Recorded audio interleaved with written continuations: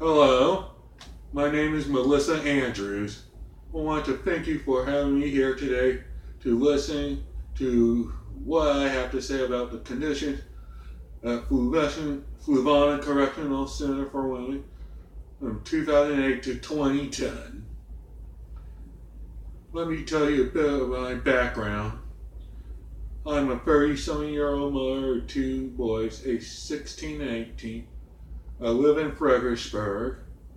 Currently work as an office administrator, as well as taking classes to finish my bachelor's that I started while I was incarcerated.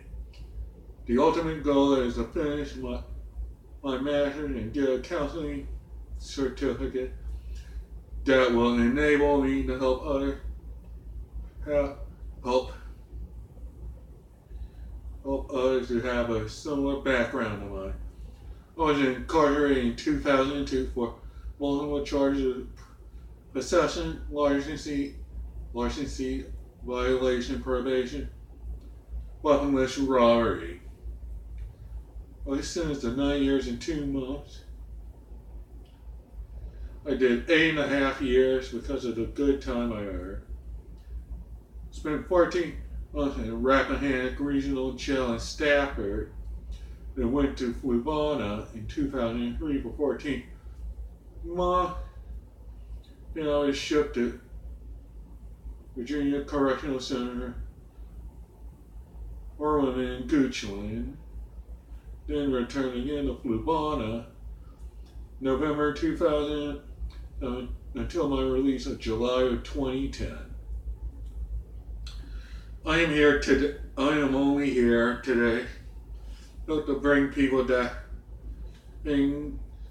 say will lighten the pain and maybe make a difference in the long run to the people who are still incarcerated. I was under supervision of 3 different wardens and 2 different agents during my stay in the correctionals. During my stay at Fluvanna the first time, 2003 to 2004, the warden has an open door policy. See often on the convent and interacted with a lot of inmates. The major was rarely, if ever seen. The warden answered questions, asked questions, and willing to whatever him or her officer had to say.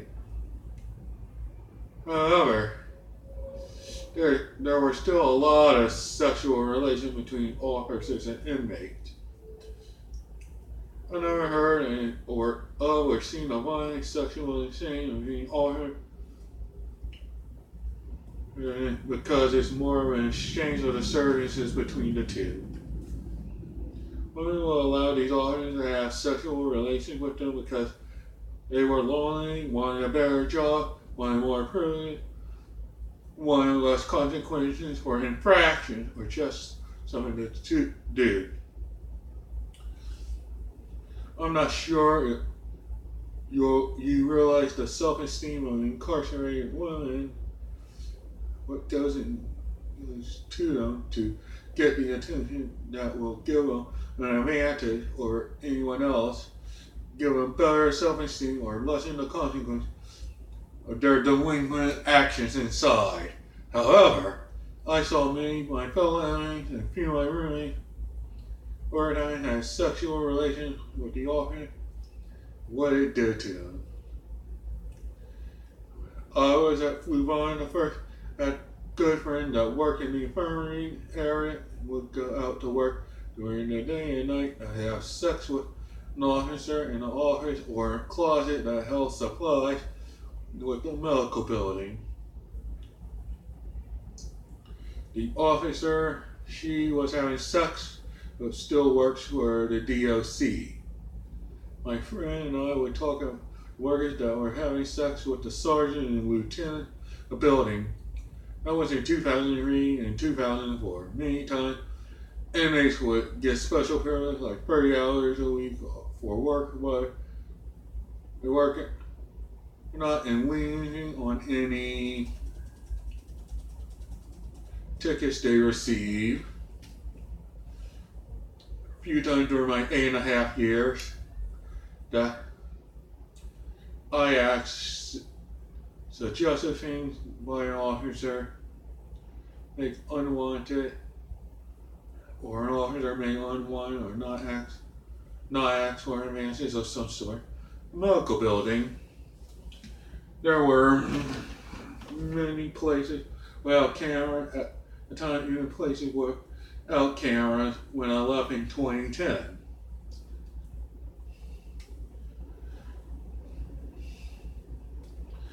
There were and are still sexual practices between inmates and officers that take place in those places. Then I was shipped to VCCW in 2004 under the supervision of the current warden of Fluvanna. She was very passionate. She listened to inmates and responded to their needs. However, things happened there too. I was sexually assaulted by another inmate who was my roommate, and I fought her off me in 2006. I went to 3 different authorities. One was even the assistant warden. Nothing was done until 4 days later when we both got put in segregation because her assault. Because I claimed sexual assault, she denied it. And I admitted to hitting her and get her off me because she was choking me. There was no real investigation. The officer came to ask me the questions. I was never sent to medical to be checked, and I just got sent to SAG. I was not offered any counseling services because they did not bother to even really investigate. They did not take any pictures because they could not see any visible marks after 4 days of not listening to me. Perform an investigation to question an inmate, and that is all.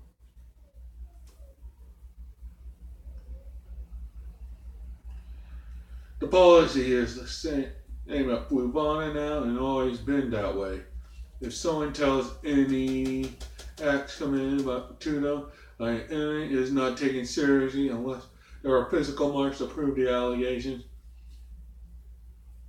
And even then, there is scarce help.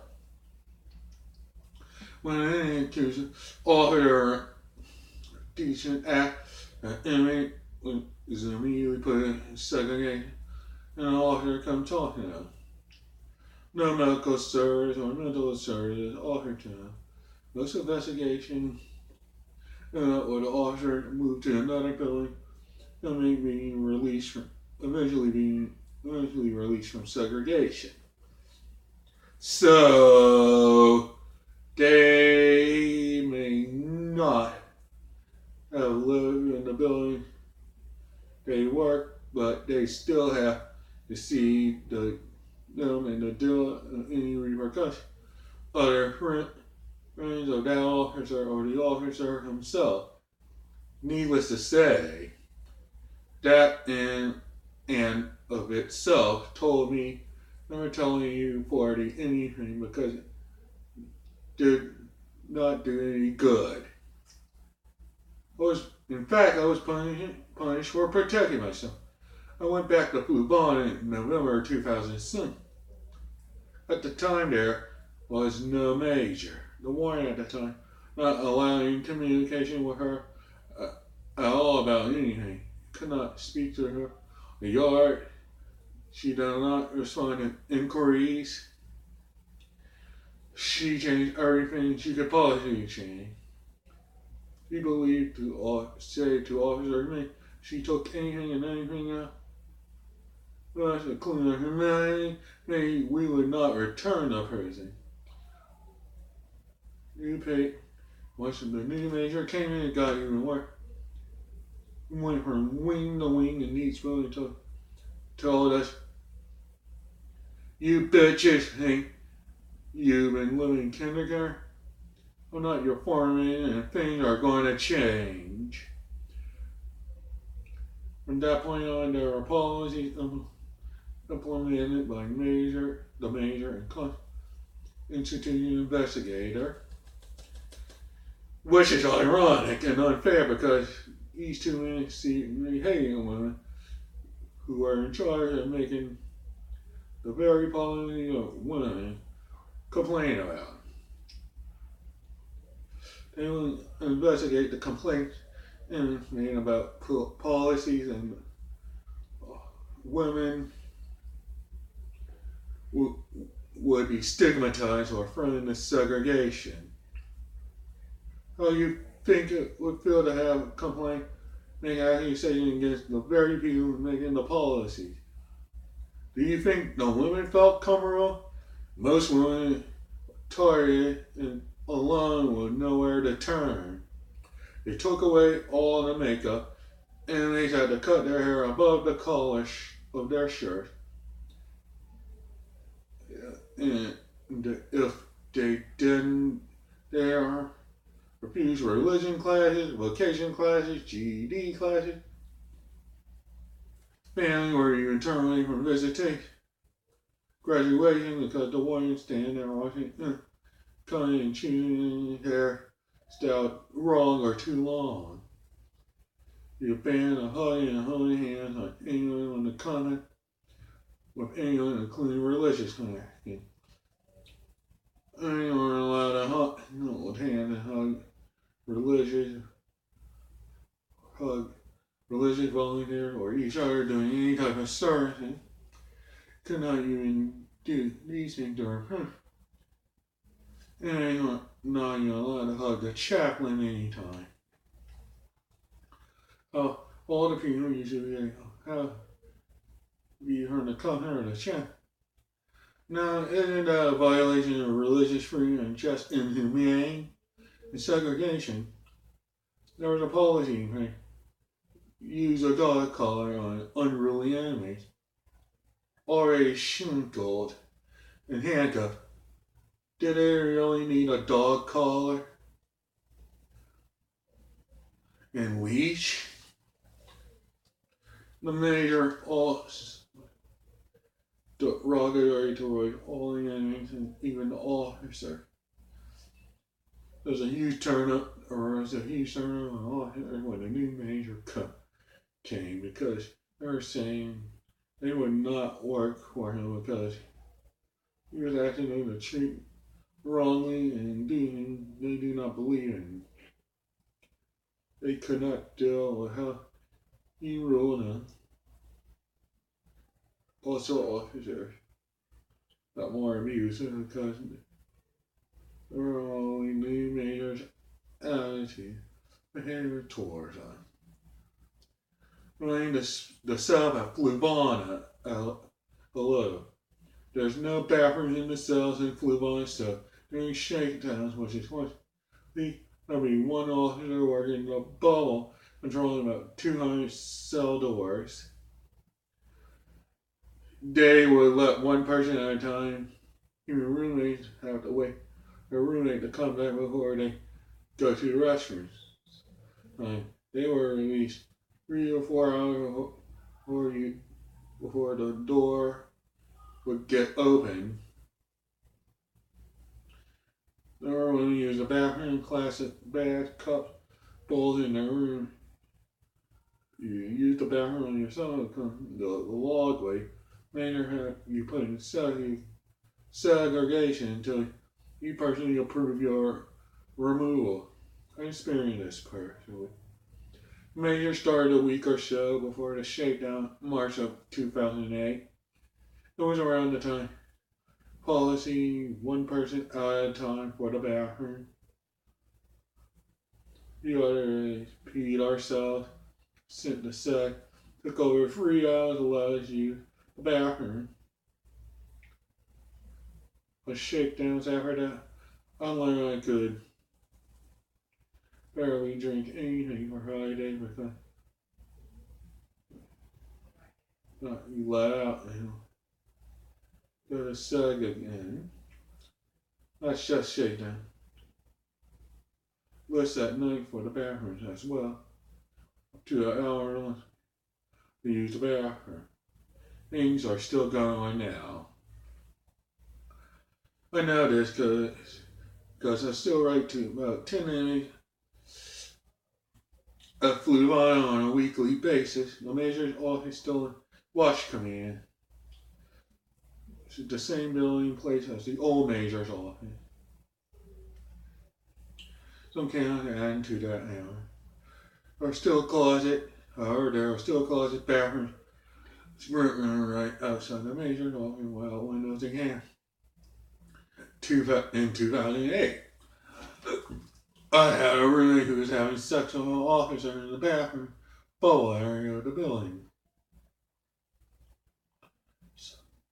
The building was 4 wings with 60 cells on 2 floors in a circular building with the administrative offices, control room, or vestibule and visible area.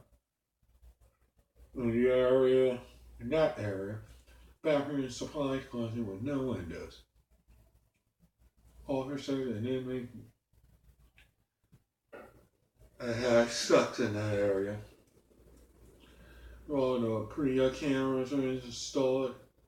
Cameras do not record all inmates all the time. The people looking but do not necessarily record those areas. Also, segregation of gay inmates, especially one that look like little boys or butch, major or warrant institutional investigation unit manager of Building 5. That if they pull a butch woman in the same league, it would stop inmate relations. Instead, it created more chaos. The butch women sit there, eat first, or last, only getting some 2 or 3 hours between meals. They refuse recreation, lockdown, refuse classes, repeatedly stigmatized. Sent to segregation or on a segregated living unit. Minor offenses or no offenses at all. Basically, inmates start writing outside people complaining they had to change what they're doing. News hit the paper. They split up the wing within a day. They moved a bunch of feminine females in there and some of the bush out to cover themselves. What the new warning came from BCCW to FCCW, things began to change. Told by a few that the new warning, but the new major in his place told him that she runs thing the way she wanted. The hair policy changed back to the DOC standard for the length hair. Makeup and feminine were allowed to be purchased again. There was rec every day of the week, 2 times a day. We used to be lucky to get 1 day a week. The new one had a meeting with every inmate and all meetings was really impressive. She told me that she was going to do things her way, but the inmates need to earn the extra that she's willing to provide. She said she would be changing things.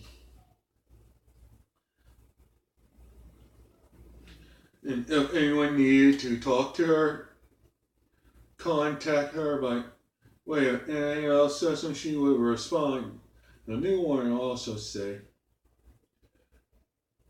you use all female on her in the wing and male officers outside the wing. However, that has not happened because there's enough female staff to do it. The overall morale of the institute has changed. It does change everyone. Change with everyone in every major. You know, the warden has done away with some of the policy of the former warden, and the current major they still have policy that has been changed. The issue with sexual content between inmates and officers with inmate still exists. My friend tells me when I write him still. The dog collar still used on inmates in SEG, even though they're already handcuffed and shackled. The bathroom issue is still an issue there. And if you happen not to be able to hold your urine, you'll still get segregation. After all that I say, I would like to say I have no personal agreement with anyone in the DOC for any personal reasons. I'm here today because I am a former inmate, and I believe that everyone does have to pay for their crime, and we live in the United States, and everyone deserves to be treated humanely. Thank you for letting me speak.